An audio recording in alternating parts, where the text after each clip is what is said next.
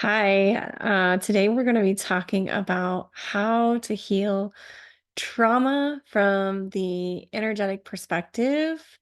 My name is Emily Sheets, and I am a practitioner and instructor of Theta Healing, which is a mind, body, soul energy healing modality, specifically focused on the subconscious mind.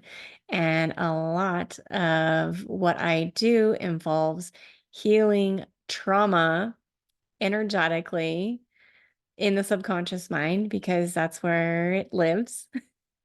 But today I wanted to come on and do a channeled message about how to heal trauma because it's like a huge buzzword on social media. So many people are becoming aware of their trauma, and how it may impact them and their lives. And so many people are in search of tools that will really heal their trauma. And there are some things that are really great and potent for that. And I promise this isn't going to be just a video talking about like what I do. I'm like really opening to source, God, creator energy. That's where I channel all of my information from on any of my videos on this channel. And it is the energy I use to do all the healing work that I do as well. So that's what we're going to be tapping into today to get some guidance, some fresh perspectives, and any actionable advice that you can take today to heal your trauma.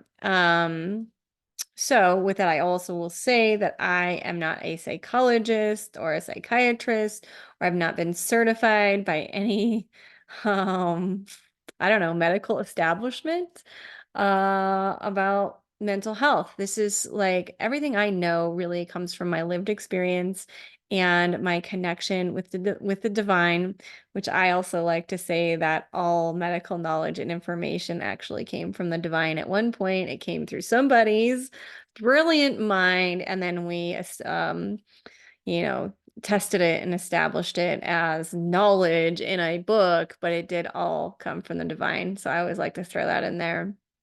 Um, and just to give you a little background, so I have lived a lot of trauma in this life. I have had all kinds of different trauma, but the main trauma was surviving a helicopter crash, that sadly took the lives of my mom and my stepfather. That was actually 6 years ago.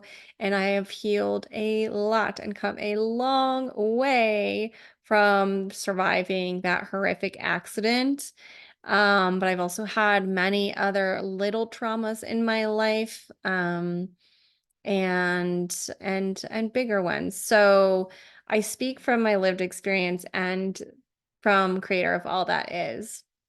And I just want you to know that this is a sensitive subject, so please trust yourself. And if you are feeling triggered at any time, please trust yourself and, honor your body. And maybe pause the video and come back to it a different time, or maybe push through it and keep listening. Only you know what's best for you.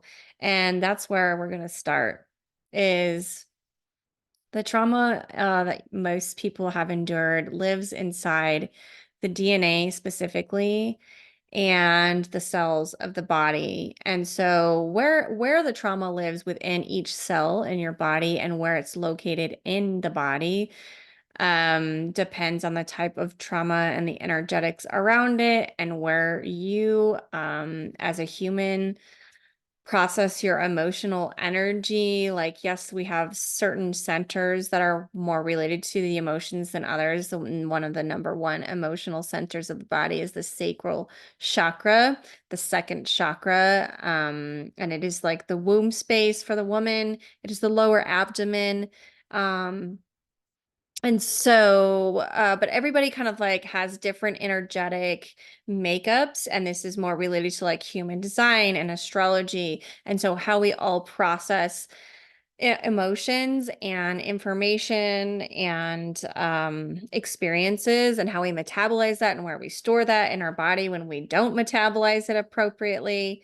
It is dependent on your unique energetic makeup. So that's why there's really not a one size fits all blanket modality or technique or yeah, way to heal trauma that works for every single person because it's really bio individualized for a very specific reason. And those that like where you store your trauma and how you process your trauma is also a really, really important thing for people to start to learn to recognize because there's also that's like usually an area of great sensitivity and great gift, a great intuition, a great knowing, a great um and just light in your life. It's kind of like that it's where like where the darkness is stored the most within you is actually the place where there's probably the most light actually.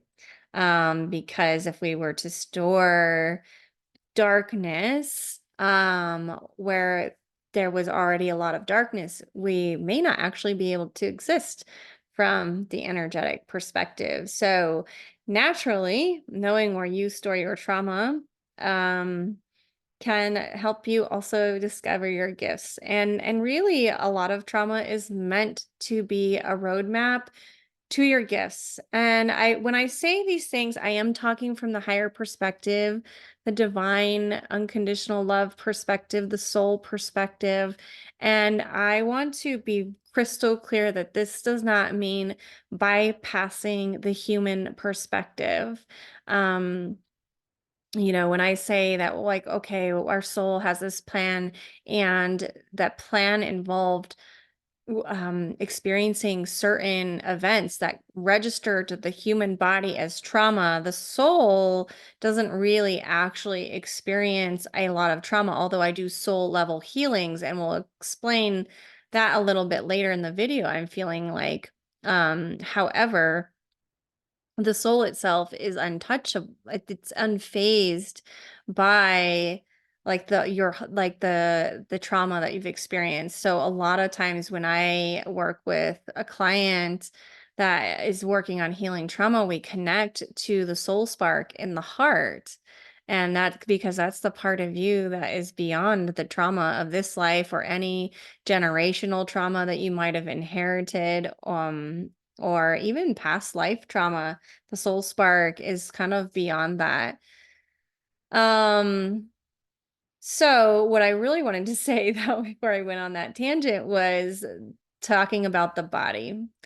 And so the body is the master of actually metabolizing trauma, integrating trauma, and healing trauma. And really, all you have to do to start healing your trauma is to build a relationship with your body.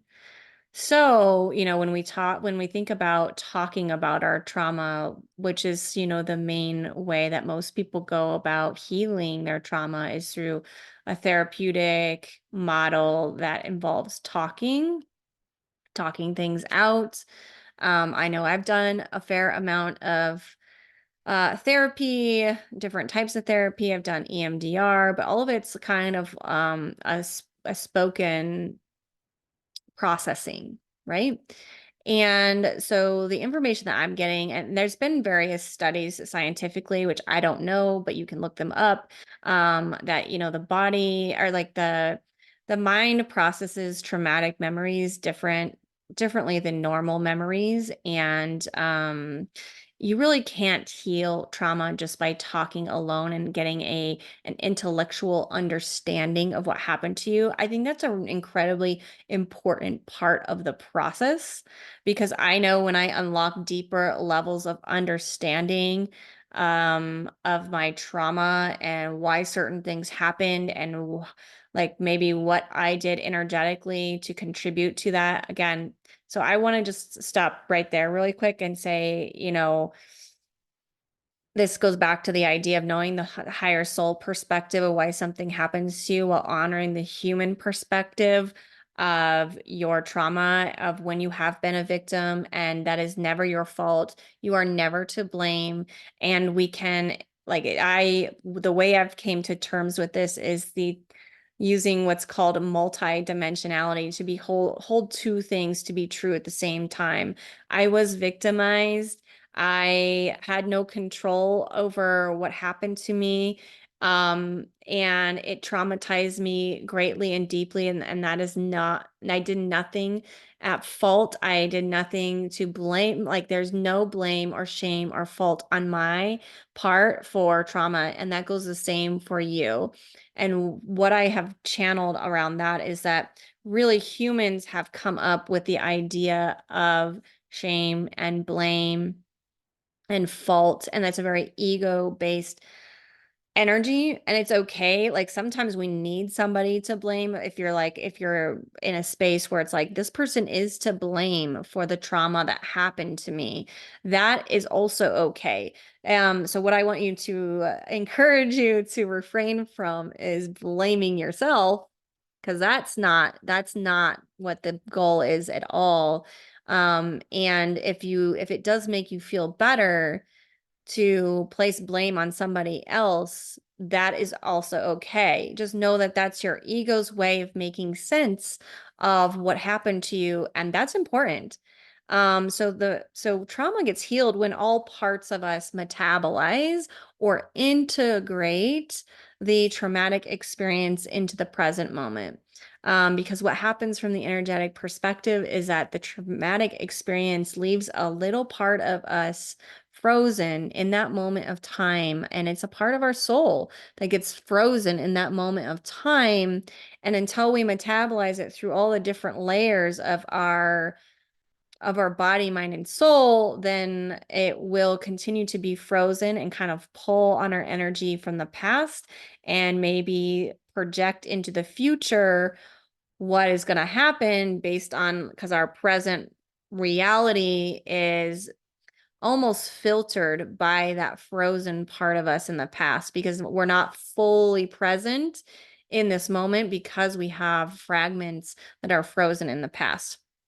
So one part of that is being able to look at your beautiful ego self and honoring if you are in the space of needing to blame somebody.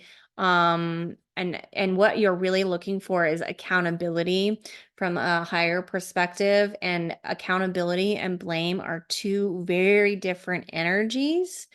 And I'm not going to go too much into that today, but they're two very different energies, and one, neither is bad or good.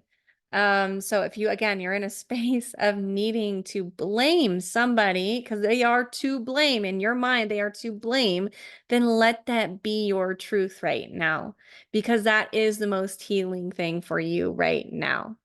And eventually, to metabolize the experience fully, you will need to rise above the blame energy to accountability, um, which has just a more neutrality to it. And it doesn't necessarily mean like bad or wrong, good. Like, again, anything that's like that, where I'm like saying this is bad, that's good, that's wrong, all that is still ego-based mind. So if we're still in that, have not metabolized that part of the experience yet. So be gentle with yourself. And that is the mental part of the experience.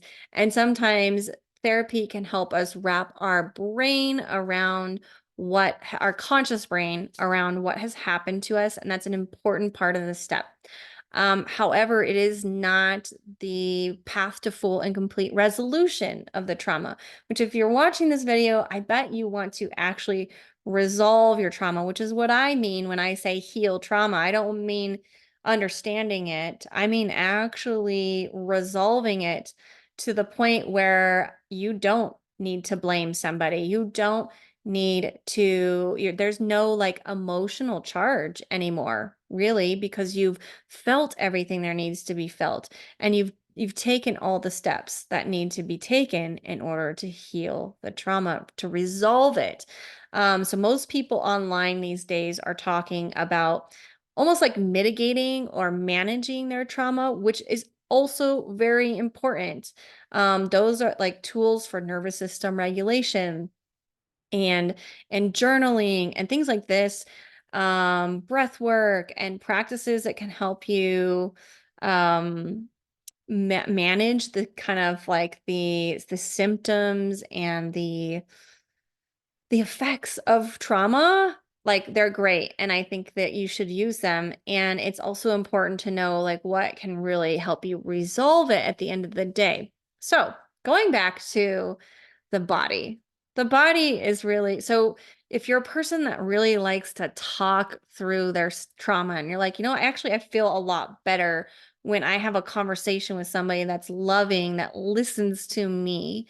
Um, I'm not saying that that can't actually be part of the healing process. It absolutely can. Anything that actually helps you feel better, again, more stable, more grounded, um, absolutely can be part of the healing process and can be very healing for you.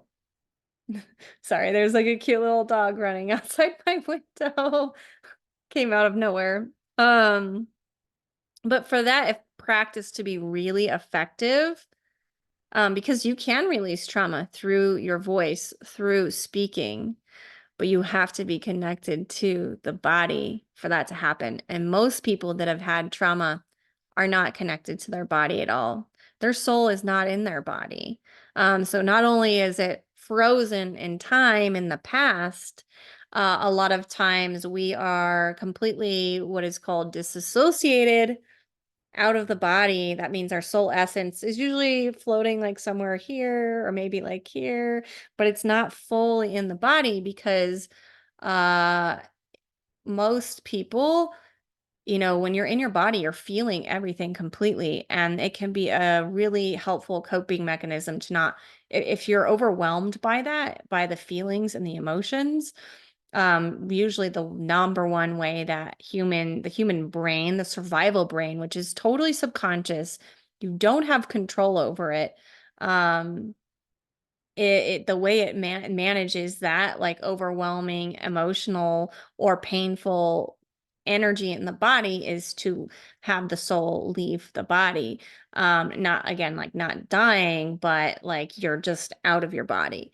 So if you're a person that wants to like heal by talking and you're like, that is my thing, great. Just work on connecting to your body. And so that you're really, as you're speaking, the energy is coming up from the body and moving out. Most of us are just like doing this when we're talking about our trauma. And yes, maybe we're making connections and again, beautiful understandings. Maybe there's aha moments. Um, but it's like all swirling right here. And it's not this place where you are connected to the part of you that is holding that trauma. Like I started the video talking about, you're holding trauma in the body somewhere. And if we're not connected fully to the body and then we're talking about it, it's just the energy is not going to move. So that brings me to my second point is that you have to feel your emotions and they have to be felt in a way that is a release because sometimes most of us hold on to emotions, hold on to emotions, hold on to emotions until they hit to a boiling point and then they spill out. And so maybe they spill out on people that you love, or maybe you snap at people, you get triggered easily, you're very reactive and you get angry at people, or maybe you cry really easily. And I hate to say it, but those types of emotional releases are not moving the original emotions of the trauma. They're just a symptom of overflowing emotions that need to be felt and released. And that is not an overnight thing.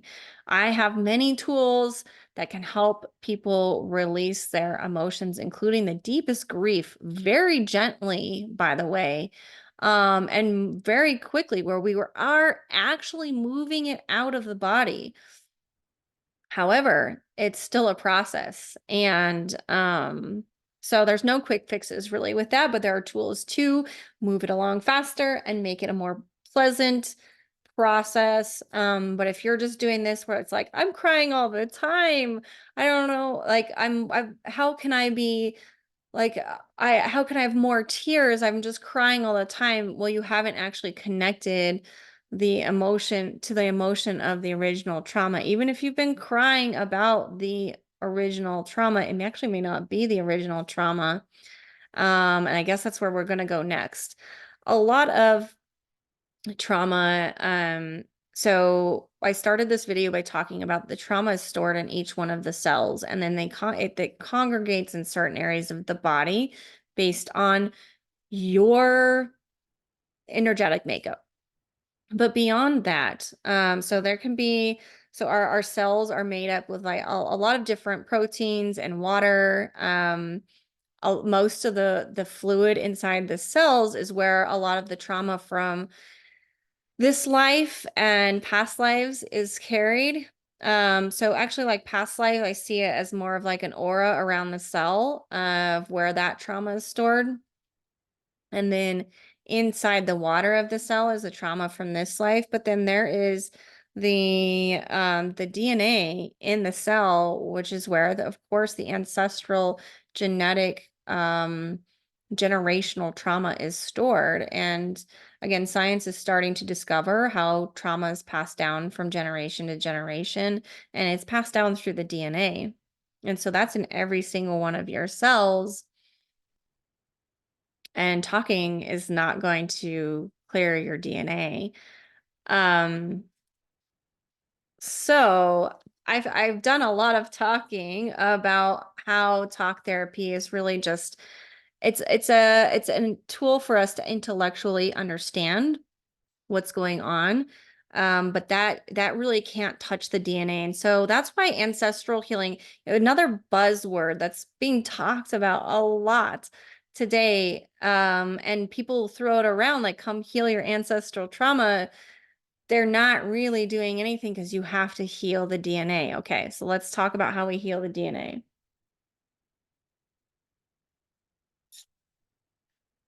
Okay, so how we heal the DNA, first of all, is detox, is what's coming through. And that can be, just different cleanses and detoxes. It could be eating healthier, but so it's about like what you put into your body, what air you're breathing, what water you're drinking. That's one component, but actually it's needing to flush the cells. So it actually feels like, to start with the healing of your trauma from this life is probably the best place to start, because you're going to start flushing that out of the cell, of the membrane around the DNA. And then that will allow you to see the DNA clearer and get to the DNA clearer.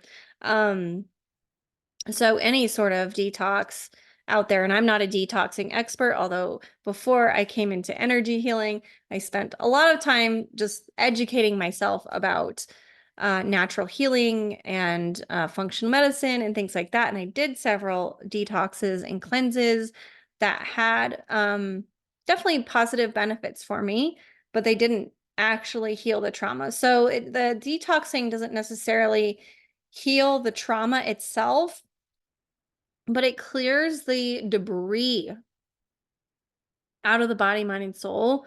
Well, the body, particularly.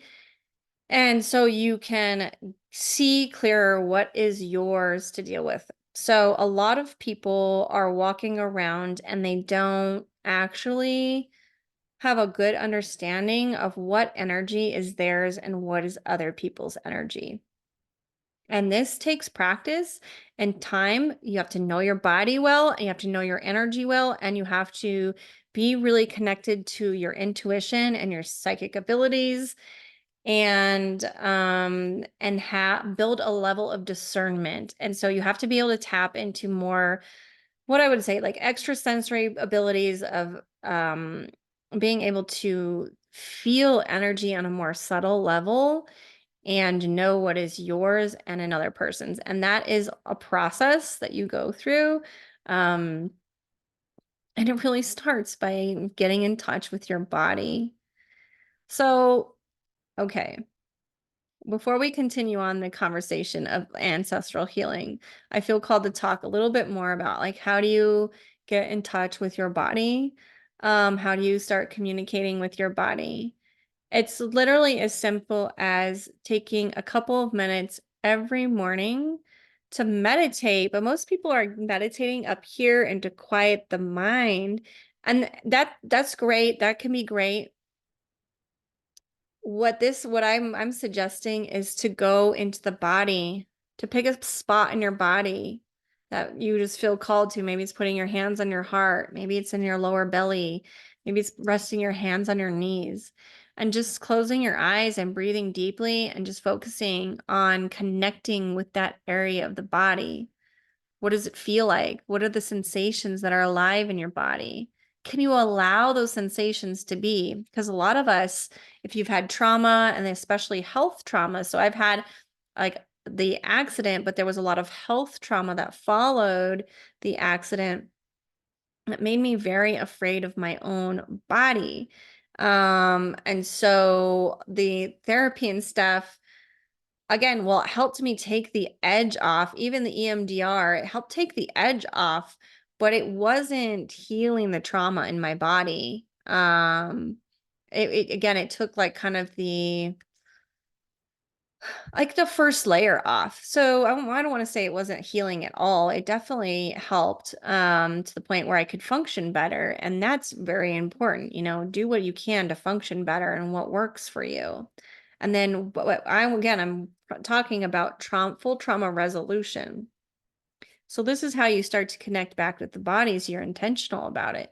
What I did for probably a good couple of years is I did a practice called belly breathing, where I put my hands on my belly and I just breathe. Like I just felt my belly expand when I breathed in through my nose, and I felt my belly contract when I breathed out through my mouth. And I would set a timer for 5 minutes every day. And I did that for a couple years. So it's really soothing to the nervous system, but you can also start to really connect with the body. The other way you can really start to connect with your body is just start to ask it questions. And if you ask it a question, like you can really connect with any part of your body. Like say you are having thyroid issues or something, you can put your hands on your throat and just go into that area. Imagine your consciousness going down into that area and asking it what it needs to restore optimal functioning. And you may not get an answer right away. Maybe you will. Maybe you'll get a sensation. Maybe you'll get a memory. Maybe a thought will pop into your head. Um, the point of that exercise is to not really second guess yourself around it. Like go with what comes up. And if you get nothing, then you just know that there's a block there. So then the question I would ask yourself is, what do I need to release within myself? Like, why is this block here? What is it protecting me from? What am I afraid of? Because blocks, I always tell this to my clients if we're in a session, I'm asking them to connect with something in their body, which is what I do every single session. So I can definitely help you with this process, but you don't need my help. You can do it on your own too. We can definitely accelerate it, that's for sure, because we can teach you instantaneously how to do this, and make it easier for you. But this is like the process without doing like healing work with you.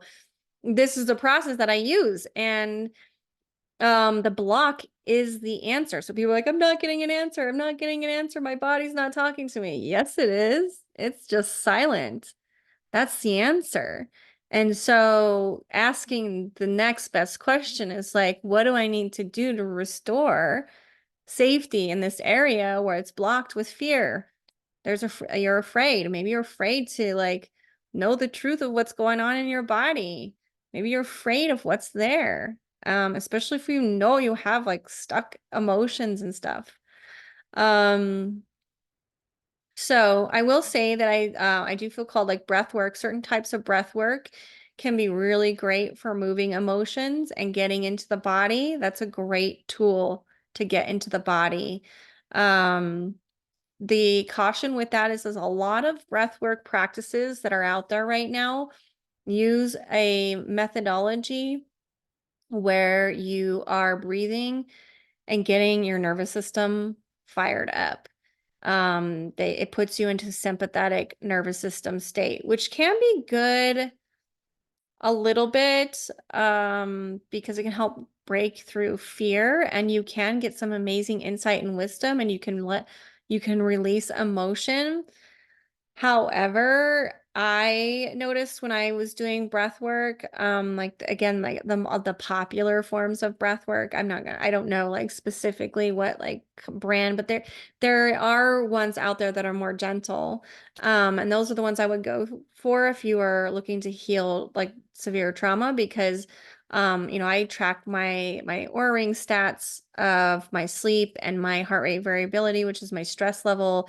And when the days I would do breath work, my nervous system was in the trash. So that's just my experience. But it can be an amazing tool for that. But that also leads me to the next part of healing. So we're connecting with our body. We are speaking and we're learning about what has happened to us. We are moving emotions from where they are stored in the body, and breathwork is just one way to do that. Yoga is actually another good practice. Again, if you are focused on connecting in with the body when you're like a slow yin yoga practice, but you are really focused on connecting with the body. Like when you're in those slow, long stretches, like if you're doing a hip pigeon pose or whatever, and you're just really focused on putting your mind in your hip and just allowing whatever is coming to the surface to be felt without identifying with it. That's a really helpful tip for emotions as well. The more you can lean into them when you have space to do so without identifying yourself with it. So many people are like, I am sad. I am afraid. I am um I am broken and grieving. The less you can identify with it, the easier time you're going to have to release it. The more we identify with our trauma, and this can look a million different ways of like, I have this disease. I am traumatized. I am a victim. The less you can use that phrasing, the better. Even if it is true in the moment, it is not your truth and it's not the truth of who you are. So know that. And, if you can just say, like, I am feeling this way right now. So you're not bypassing your real human experience, like we talked a little bit about in this video. Um, as we move into the higher realms of trauma healing, we're talking, we're very like talking about the mind and now we're slowly opening up to like more and more spiritual ideas and practices to fully integrate the trauma. But this never involves bypassing the human experience. It involves honoring it. And that's where a lot of spiritual people actually go wrong in their trauma healing, because they jump to the end where they're like, I see why my soul planned this trauma for me because it taught me X, Y, and Z about my life and actually changed the trajectory of my life so I could be doing this now. That's what happened to me. I was on a trajectory, at least for career-wise, work-wise, that was not part of my soul path and mission, and my trauma helped redirect me 180 to the path that I needed to be on. However, I honor that. I know that, and actually helps me make sense of it again, mentally, cognitively. And the more you heal, the more of those types of little aha insights of like, oh, wow, there's this thing that happened to it. And they call that a lot of times post-traumatic growth, where you're able to really use those experiences to grow and evolve, especially in an accelerated way, which is what they are designed to do from the soul perspective and from, the higher perspective of your higher self and all that good stuff. But that doesn't come, even if you know those things. Like I know I experienced that, so I would be on this healing path so I can become a healer, just using my example. That doesn't fully come to fruition until you've honored the human experience. So you can't bypass any of it. And you can, but you won't resolve the trauma. Again, that's what this is about, is resolving the trauma. So, okay, where to next? So back to the DNA.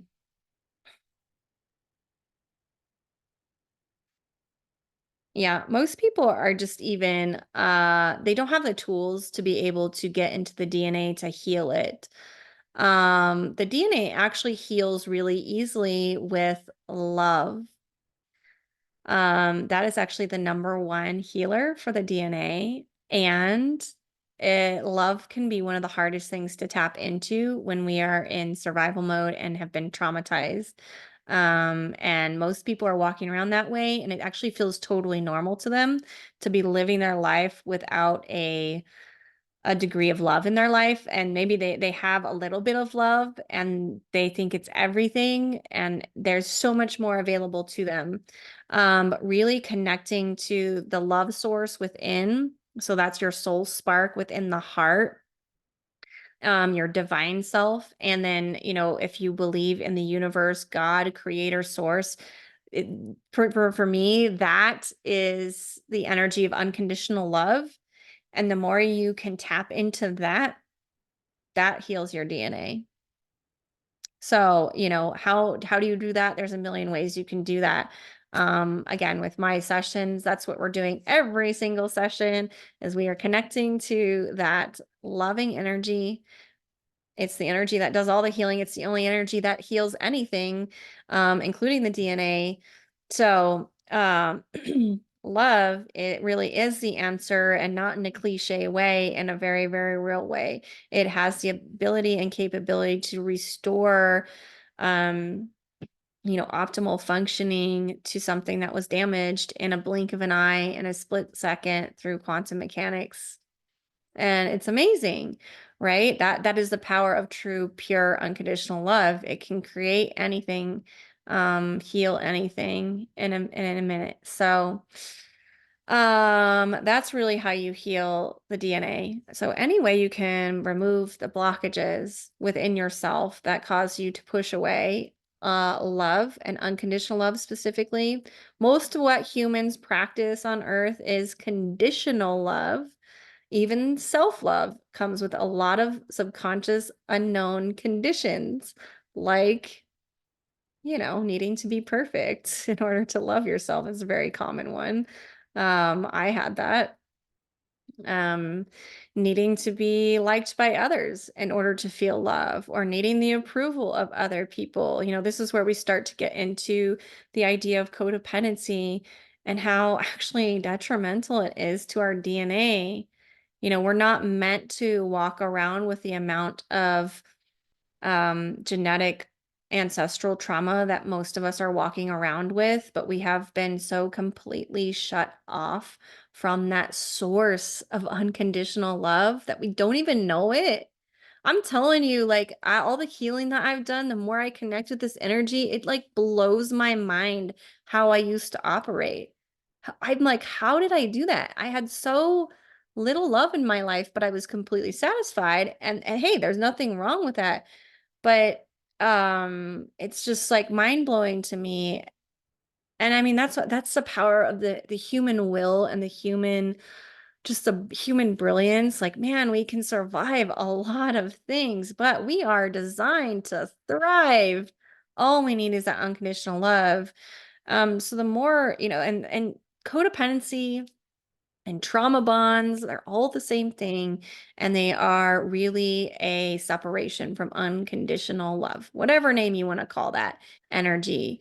And you don't have to believe in God at all to believe in unconditional love and give that to yourself. This is not a religious thing. And I tell you, I was not religious at all. And now I'm very like connected to creator. I don't believe in a white man in the sky on a cloud, like, that judges people. That's not my thing. If that's your thing, amazing. Like, whatever, again, makes you feel loved and makes you feel safe and makes you feel connected to, that, yeah, that unconditional love. So I'm not here to judge you and your religious beliefs. And just know that unconditional love has no judgment. It's not about that. And so the more you can release any blockages to, again, unconditional love means it has no conditions. You could be one of the worst human beings on the planet and you are still loved. You are. And I actually guess if you're sitting here watching this, no matter what you've done, you're a pretty amazing person because you are searching for love. You are wanting that. And that's all that matters is that you are like, and not to say that the people that aren't searching for love are bad people. Again, that's the ego labeling things again.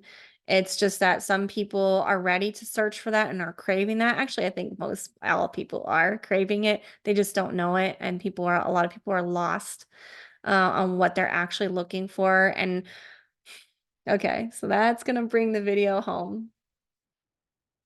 Is, what we're looking for when we are healing trauma is love and unconditional love. It is the only energy that has the power to actually unfreeze those fragments of your soul and bring them into the present moment. And you have to know that they're there, which is hard. So that's where the detoxing and then just the connection with the body, the more you connect, the more you detox, the more you feel the deeper and deeper layers that you'll get to. And most of us have just a lot of layers of trauma again, because most of us come from families that this is like, that talking about healing trauma, it was like not a thing. Maybe they were in talk therapy. Maybe your parents were in talk therapy for a little bit, which is great. But most people are severed from unconditional love, so they're not healing. And it really is connecting to that energy within. That there's a million ways to do it, but it is really the only energy that can heal. So, hmm. What do I want to say with that? I think that's the end of the video, actually, guys. So I hope this has been helpful for you. And, it doesn't matter if it's genetic, ancestral, past life trauma, it's love that heals it all. And you'll heal it in layers and stages. According to it's like your soul knows what's the priority. So the more you just keep connecting, keep feeling, keep bringing in love, that's really the equation that heals. So you got this. It's simple, not easy, very simple. And if you need assistance or help, there are links below the video to have me guide you if it feels aligned for you. And I only want people that feel 100% aligned to come and work with me because I want you to feel like you are empowered and in like that you have choice, because that's what really trauma does to you when we have all this frozen energy in other spaces and times and dimensions that is not present here now. Is it takes away from our ability to choose and focus our thoughts and create what we want in our life right now, because a part of our energy is always going to be going backwards. Or, if you're really into quantum physics, it might be parallel or wherever, up, down, sideways, I don't know. But as our mind understands it, it was in the past. And until those moments are frozen, or until those moments are unfrozen and brought whole into the present, there will always be an energy stream, a hook, a cord. If you're into cutting cords and cutting hooks, you can do that, but they will reform until you resolve the underlying trauma with unconditional love. You got this. You're amazing. Thank you for watching this video. I really hope it was helpful, and I will see you guys next time. Bye.